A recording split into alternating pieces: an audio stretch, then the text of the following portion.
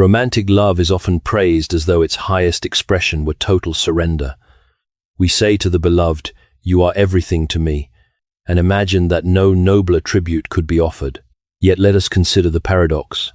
The quickest way to burden someone you love may be to insist that they are all you need: companion and healer, refuge and identity, purpose and proof of worth, the answer to loneliness, and the guarantee that loneliness will never return. No human being can carry such a weight for long. What begins as adoration gradually becomes an impossible office. The beloved must always understand, always reassure, always remain near, always provide meaning. Their weariness feels like neglect. Their independence feels like rejection. Their ordinary limitations begin to appear as moral failures. We first crown them because they seem capable of saving us, and then condemn them because they cannot. This error is understandable, for romantic love naturally speaks the language of absolutes. Attraction gathers many scattered desires and fastens them upon one visible person. The desire to be known, the ache for home, the hope of healing, and the hunger for permanence suddenly appear to have acquired a face. An ordinary meeting begins to feel like the answer to a question the heart has been asking for years. The feeling may be genuine. It may even awaken courage, tenderness, gratitude, and a willingness to become better. But sincerity is not infallibility, and intensity is not discernment. A powerful emotion can tell us that something matters without telling us precisely what it means. It can reveal the depth of our longing without proving that one finite person is capable of satisfying it. A gift, after all, may reveal the goodness of the giver without becoming the source of all goodness. A window may admit the sunlight without creating the sun. In the same way, the beloved may awaken a longing that reaches beyond them. They may embody beauty without being its origin, offer comfort without becoming our final refuge, and accompany our healing without becoming our savior. The danger, then, is not that we love too warmly. True love is not cold, cautious, or afraid of devotion. The danger is that we demand from human love what only God can give: an identity that cannot be revoked, a security untouched by change, a healing complete beyond all sorrow, and a meaning strong enough to survive, even death. To refuse this demand is not to diminish romance, but to rescue it. It is to release the beloved from the necessity of being divine, so that they may finally be cherished as human, limited yet precious, vulnerable yet free. We must therefore follow love through attraction, idealization, and disappointment until we discover a devotion made stronger by truth.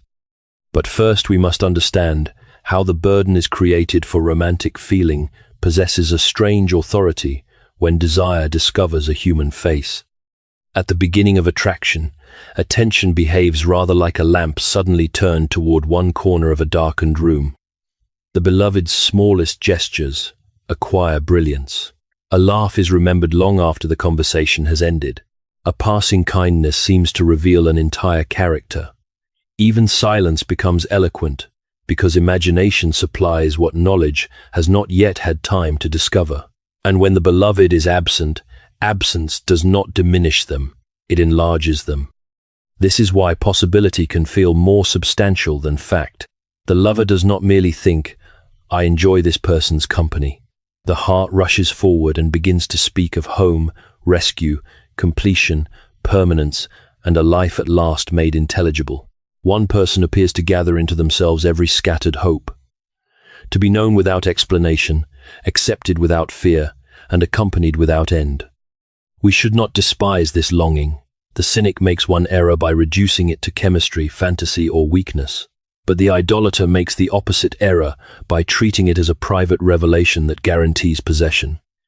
The cynic says the experience means nothing. The idolater says it must mean everything. True discernment refuses both conclusions. For human desire often exceeds the earthly thing that awakens it. Beauty may open a window onto joy, intimacy may awaken a hunger for perfect communion, and recognition may give us a glimpse of being wholly known. Yet the window is not the country toward which it opens. The glimpse is real, but it is not the whole. Imagine hearing music through the wall of a neighboring house. The fragment reaches you faintly, yet it stirs something deep within you. You would be foolish to call the music unreal simply because you cannot hear it clearly. But you would be equally foolish to seize one instrument and demand that it contain the entire symphony. In the same way, the beloved may carry a note of the joy for which you were made without being the whole music. This is why emotion frequently reveals the lover's hunger more clearly than it reveals the beloved's character. Intensity tells you that something matters. It does not tell you what the other person is able, willing, or called to become. A racing heart cannot establish integrity. Persistent thoughts cannot create mutual commitment. Longing cannot overrule another person's freedom. The first discipline of true love, therefore, is gratitude before interpretation. Receive the awakening as a gift. Be thankful that another person has called tenderness, courage, or hope into life within you, but do not rush to convert gratitude into prophecy. Allow time to disclose character, truth to correct imagination, conduct to confirm words, and freedom to reveal whether love is truly mutual. Idealization, then, is not always mere foolishness.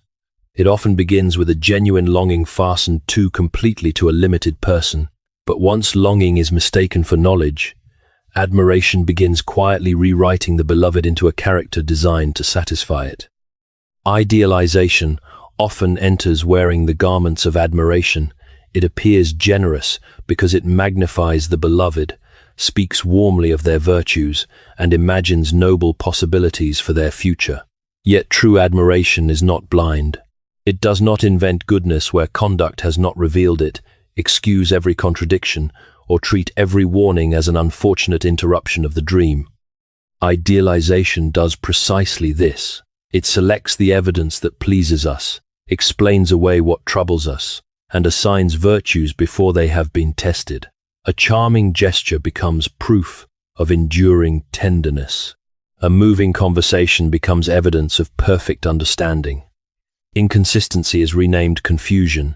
Secrecy becomes fear, and irresponsibility is interpreted as a wound that our love will surely heal. At its core, idealization does not merely admire a person, it appoints them to a role. They become the healer who must repair old injuries, the rescuer who must abolish loneliness, the proof that we are worthy of love, or the source of certainty who must prevent fear from ever returning. But the moment a person is reduced to a role, their humanity becomes inconvenient. The healer is not permitted to need care. The rescuer is not permitted to grow tired. The one who proves our worth is not permitted to disagree with us. And the source of certainty must never change, hesitate, or possess a private sorrow. What sounds like devotion has quietly become employment, and the beloved has been given duties they never accepted. Consider the ordinary case of a delayed reply. Perhaps a meeting ran late, a telephone was misplaced, or solitude was needed after a difficult day. Yet, if the relationship has been made responsible for proving that you are lovable, the silence will not feel like a minor circumstance. It will feel like a verdict. Anxiety will demand reassurance. Reassurance will become a test, and the beloved will be judged not by what happened, but by whether they restored your identity quickly enough. This reveals the hidden selfishness within excessive praise. To call someone flawless may sound like adoration, but it denies them permission to be complex, limited, mistaken, weary, or unlike the image you have made. It is possible to praise a person so extravagantly that one ceases to see them at all. True admiration grows more precise as knowledge deepens. It learns what is excellent without denying what is unfinished. It can say, "I cherish this quality in you," without declaring, "You must never contradict my vision of you."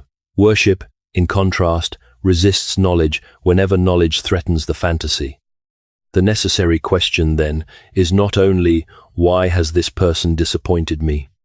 It is also, did I ever allow this person to be anything other than my answer? For idealization is possession disguised as praise. Delight rests in who the beloved is, while dependence clings to the role we require them to perform. And the invented beloved can survive only while reality remains at a distance. Intimacy inevitably brings the limits. differences, and divided attention that fantasy had excluded. Sooner or later, intimacy does what imagination cannot. It introduces the whole person. The beloved, who seemed almost effortless, becomes tired, distracted, inconsistent, and wounded. They carry duties that do not concern you, friendships you do not share, fears they cannot immediately explain, and thoughts you cannot enter. They fail to notice an unspoken need. They sometimes choose poorly. In short, they become human in your presence. This should be the beginning of knowledge.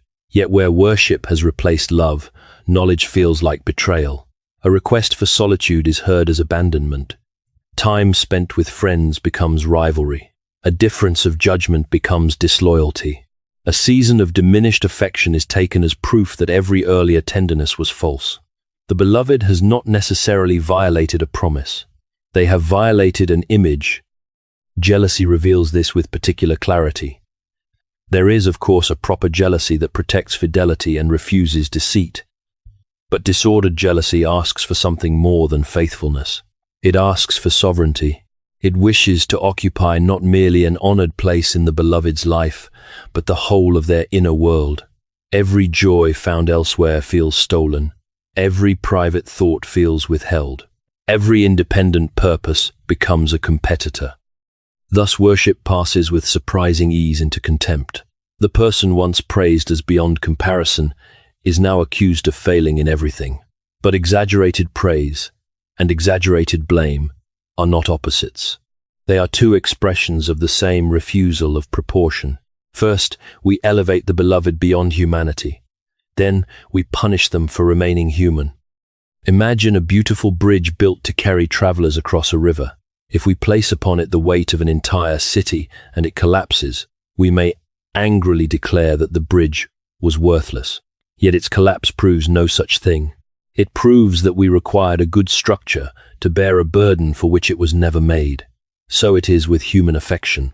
Its failure to provide ultimate security does not mean it had no value. It may mean that we demanded salvation from companionship. We must therefore distinguish disappointment from contempt. Ordinary disappointment can become an instrument of truth. It asks, "Who are you really, now that my imagination has grown quiet?" Contempt asks a harsher question. Why have you failed to be what I required? The first may lead to honest knowledge, wiser boundaries, forgiveness, or even a necessary parting. The second punishes reality for contradicting fantasy. Nor does disappointment automatically prove that the relationship is wrong. It may indeed expose cruelty, incompatibility, dishonesty, or harm that must not be excused. But it may also mark the threshold where genuine love begins, because only after the idol falls can the person be seen. Resentment, then, does not arise solely from what a partner has done. Sometimes it grows from an impossible contract they never signed and could never fulfill. Before deciding whether disappointment is a warning or an invitation to mature, we must separate discernment from panic and evidence from emotional intensity. The depth of a feeling is not the measure of a relationship's readiness. Chemistry is not covenant, urgency is not necessarily guidance, and the fact that you cannot stop thinking about someone does not prove that you ought to build a life with them. Emotion may invite examination, but it cannot pronounce the final verdict. To understand this, we must distinguish clean urgency from emotional panic. A serious decision may indeed require courage. It may unsettle familiar routines and lead into circumstances whose outcome cannot yet be seen. Yet true courage still leaves room to breathe, to ask questions, to seek counsel, and to notice inconvenient facts. Panic allows none of this. Panic demands immediate certainty. It interprets hesitation as catastrophe and treats every delay as the loss of a destiny that must be seized before it vanishes. This is how fixation is sometimes given a sacred name. A repeated thought becomes a sign.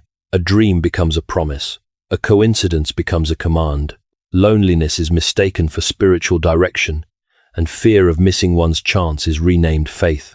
Such experiences may reveal something about the condition of the heart, but they do not cancel another person's consent, establish mutual commitment, or substitute for demonstrated character. True discernment, therefore, asks harder questions. Are both people becoming more truthful or merely more emotionally dependent? Can each tolerate the other's boundaries without punishment? Can they admit fault without turning apology into performance? Are they moving toward a shared good, or simply clinging together because solitude feels unbearable?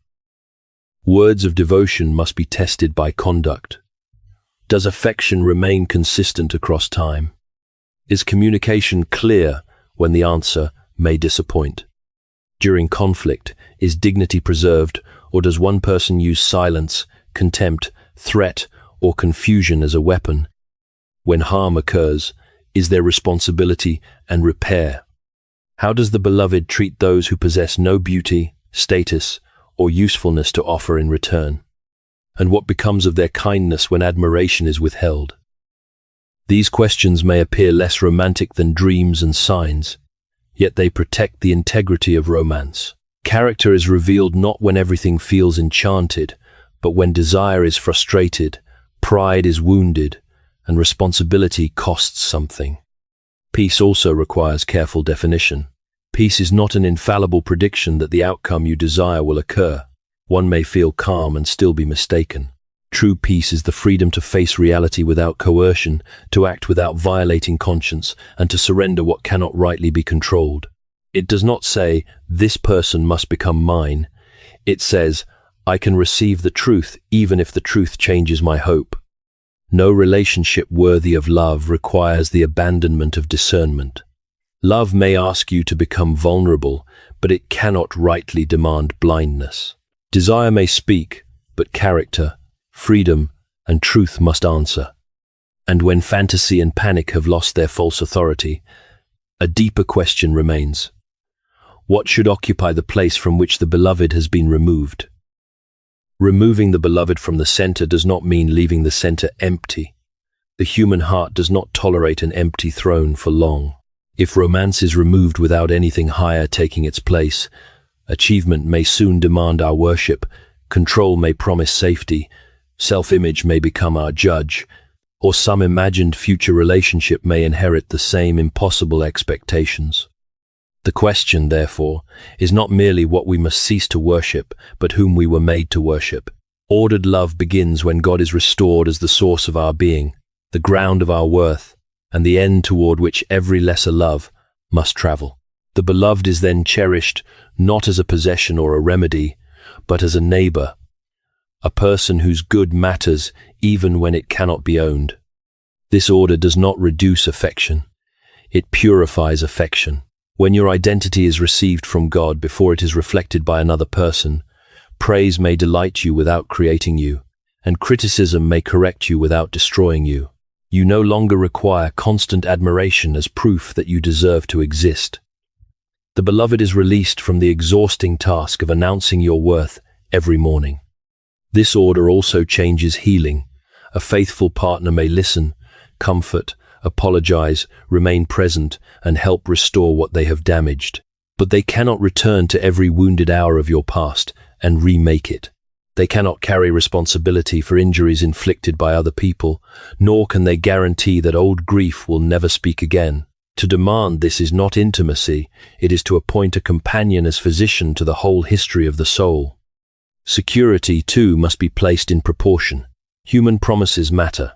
Fidelity is not a trivial thing, and trust should never be treated carelessly. Yet no mortal promise can abolish change, illness, suffering, separation, or death. If ultimate peace depends upon controlling these realities, even the most faithful beloved will seem insufficient. And meaning cannot be confined within the walls of a relationship. Marriage or partnership may become a central vocation, but it cannot consume every other calling without becoming destructive. Friendship, service, honest work, worship, solitude, and responsibility to the wider world are not rivals to love. They are part of the larger moral life in which love is taught to breathe. Think of planets held in their proper courses. When the true center is restored, the lesser lights are not extinguished. They shine more peacefully because they are no longer crashing into one another, each trying to become the sun. So it is when God returns to the center. Human love is not cast into darkness, it is relieved of divine responsibilities and restored to freedom. Yet such language may sound like a cooling of affection, as though ordered love must be measured, distant, and pale. We must now see why relinquishing worship makes love more personal, not less passionate. There is a false choice often presented to the wounded heart. Either love with consuming passion, surrendering judgment, boundaries, and peace, or protect yourself through distance and emotional restraint. But the correction for worship is not indifference. It is a more truthful ardor, one capable of tenderness, because it no longer fears reality. True love delights without possessing. It serves without purchasing control. It admits need without turning need into a threat. It desires permanence without pretending to command the future. Worship says, "Remain what I need you to be." Love says, "I will seek your good, even when your reality corrects my imagination." This is why ordered love improves attention. When the beloved is no longer responsible for stabilizing your identity, you can begin to notice who they actually are. Their preferences need not mirror yours. Their sorrow need not be hurried away because it makes you uncomfortable.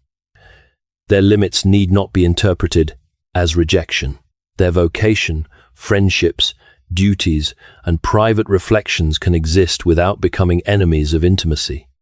Consider a garden. Love cultivates the soil, waters what is living, and delights in growth. But a garden also requires a gate. Without one, what has been planted is trampled, neglected, or overrun. The gate does not deny welcome. It preserves the conditions that make welcome possible. In the same way, boundaries are not the enemy of love, but the guardian of its integrity. They allow closeness to remain freely given rather than forcibly taken. True vulnerability also requires courage. To love anyone is to risk misunderstanding, grief, disappointment, and perhaps rejection. Yet vulnerability is not the surrender of discernment. It does not require you to tolerate manipulation, chronic dishonesty, contempt, or coercion. An open heart need not be an unguarded house. Sometimes the most loving word is a gracious yes. Sometimes it is a firm no. Nor must the desire for permanence become fear used as glue. Surveillance may keep a person under observation, but it cannot create fidelity. Pressure may obtain reassurance, but it cannot produce trust. Freely renewed commitment is stronger than constant control because it honors both the promise and the person who makes it. You may therefore test a supposedly loving action with a difficult question. Does this enlarge the beloved's capacity for truth, responsibility, and goodness, or does it merely keep them available to soothe me? Does my care help them become more fully themselves before God, or does it reward dependence because dependence makes me feel necessary? Ordered love is not romance diminished. It is romance purified of possession. It can be tender because it has boundaries, generous because it has discernment, and courageous because it does not require illusion. This distinction becomes clearest in ordinary moments, where the same words and actions may express either love or worship, depending upon the demand concealed within them. Consider first the need for reassurance. There is nothing shameful in saying, "I feel unsettled when our plans change without notice. Could you tell me sooner?" This names a feeling, identifies a behavior, and permits an honest answer. But the statement, "If you loved me, I would never feel insecure," assigns one person responsibility for governing another's entire inner life. A request has become an ultimatum. The proper boundary is plain speech without coercion. Ask for considerate conduct, but do not make affection prove itself by abolishing every fear. Does this action seek the person's good, or does it seek to make the person necessary? Consider jealousy. Secrecy, broken agreements, and divided loyalties should not be dismissed as harmless. Fidelity protects a real promise and may require difficult questions.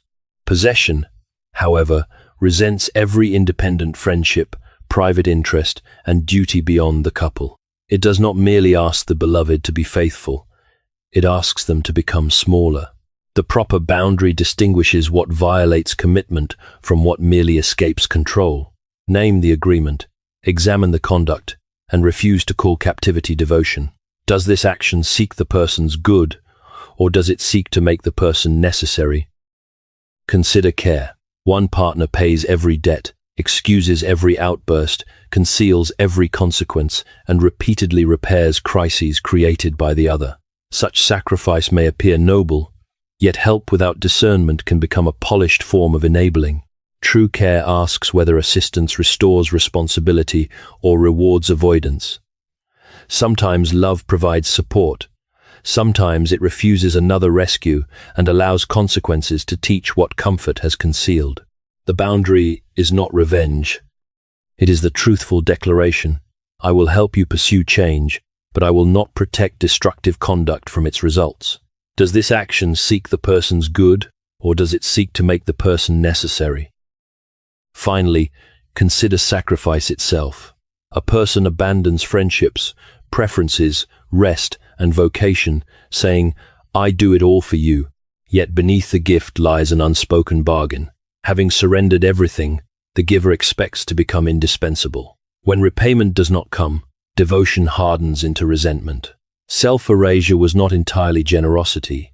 It was a covert transaction. True sacrifice is freely chosen, honestly named, and never used as a debt placed upon another soul. Does this action seek the person's good, or does it seek to make the person necessary? In every case, the preserving boundary follows the same pattern. State the need plainly, describe observable conduct, allow a real answer, refuse manipulation, and decide what you will do rather than attempting to command another person's will. And let this be said without qualification. Patience, forgiveness, and sacrifice do not require remaining exposed to abuse. When proximity enables coercion or harm, distance may be the most truthful form love can take. We can now recognize idolatry in reassurance, jealousy, rescuing, and silent bargaining. But recognition alone is insufficient. A disordered attachment must be retrained through practices that distribute its weight, restore reality, and return desire to its proper source. The first practice is prayer, but prayer understood as surrender rather than prediction. Speak the desire honestly. I love this person. I hope for a future with them. I fear losing what they have awakened in me. Then ask not merely for fulfillment, but for purification.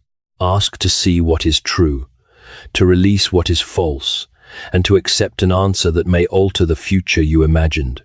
True prayer does not force heaven to certify desire. It places desire beneath wisdom. Next, restore community. When one relationship must provide companionship, correction, celebration, comfort, and belonging, it is asked to feed every hunger of the soul. Reinvest in friends, family, worship, and wise counsel. Let others know you well enough to question what infatuation excuses. Community is not an intrusion upon intimacy. It distributes the weight that intimacy was never meant to bear alone. Recover vocation as well. Continue the honest work, service, creativity, and responsibility entrusted to you.